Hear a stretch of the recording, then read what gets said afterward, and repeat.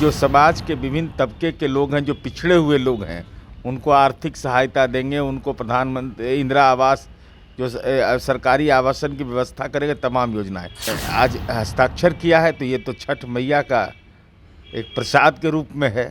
दर्द भारतीय जनता पार्टी को तो अब चेहरा छिपाए कहाँ, तो देश भर में ये मांग उठ रही है।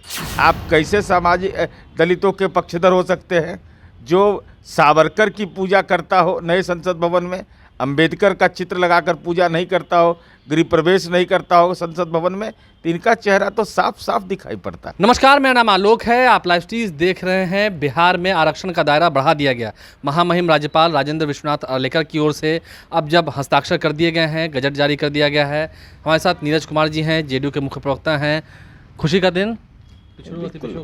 देखिए, जब विधानमंडल ने ये पारित प्रस्ताव कर दिया और देश के अंदर में जनगणना तक नहीं हो रहा है, सामाजिक आर्थिक गणना की तो बात दूसरी है, तो जो जनगणना के जो नतीजे जाति गणना के जो नतीजे आए, पारदर्शी तरीके से सरकार ने विभिन्न बिंदुओं का विचार कर न केवल इसको विधानमंडल से पारित किया, बल्कि लोक कल्याणकारी कार्यक्रम भी तय किए कि जो समाज के विभिन्न तबके के लोग हैं, जो पिछड़े हुए लोग हैं, उनको आर्थिक सहायता देंगे, उनको प्रधानमंत्री इंदिरा आवास जो सरकारी आवासन की व्यवस्था करेंगे, तमाम योजनाएं। और महामहिम राज्यपाल ने ये आज हस्ताक्षर किया है। तो ये तो छठ मैया का एक प्रसाद के रूप में है। सूर्य उपासना के बाद ये प्रसाद आ गया। बिल्कुल प्रसाद के रूप में है। उसके पहले विधानमंडल ने पारित किया और उसके बाद छठ मैया की कृपा हुई। बीजेपी वाले भी तो खुश हैं कि बिना मेरी सहमति के थोड़ी। बीजेपी कैसे खुश रहेगी भाई? बीजेपी इसलिए सवाल उनसे है, 2011 की जनगणना में दलितों की आबादी कितनी थी? तो उस बढ़ते हुए आबादी के अनुरूप आपने आरक्षण दिया उनको। बिहार ने तो ये करके दिखा दिया कि जिसकी जनसंख्या थी उसके आधार पर आरक्षण की सीमा तय कर दी, लेकिन आपने तो यह काम किया नहीं। कहाँ है 2011 में जो दलितों की आबादी जो बढ़ी 10 वर्ष के बाद, और 2011 के बाद कितना बड़ा घोर अन्याय आप कर रहे हैं। क्या आपने जनगणना तक नहीं कराया? जनगणना नहीं कराने से संवैधानिक संकट पैदा होने वाला है कि दलितों को लोकसभा और विधानसभा में आरक्षण का क्या होगा। ये इनको आरक्षण से क्या लेना देना है? ये तो सावरकर की पूजा करते हैं, अंबेडकर की तो पूजा भी नए संसद भवन में नहीं किया। आपको लगता है कि आज कई लोगों को दर्द हो रहा होगा? बिल्कुल, दर्द भारतीय जनता पार्टी को तो अब चेहरा छिपाए कहाँ, तो देश भर में ये मांग उठ रही है।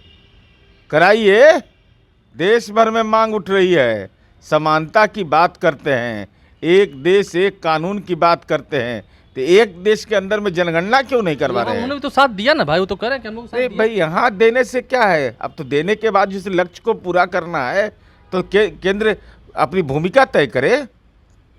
भाई इतना बड़ा आबादी है जो भूमिहीन है, जो गरीब है, समाज के विभिन्न तबके के लोग हैं, दलित हैं, पिछड़ा है, अति पिछड़ा है, सामान्य समुदाय का लोग है, तो आप दीजिए। तो स्वतंत्रता सेनानी को आप आरक्षण दीजिएगा ही नहीं, तीसरी पीढ़ी को, तो कैसे राष्ट्रवादी है आप? कैसे सामाजिक न्याय के पक्षधर आप हैं कि 2011 के बाद आपने जनगणना ही नहीं कराया? जातिगत जनगणना तो दूर की बात है।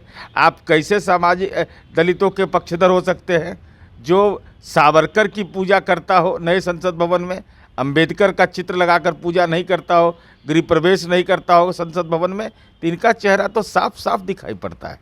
देखिए, चेहरा बीजेपी का साफ साफ दिख रहा है। नीरज कुमार, जेडीयू के मुख्य प्रवक्ता हमारे साथ है।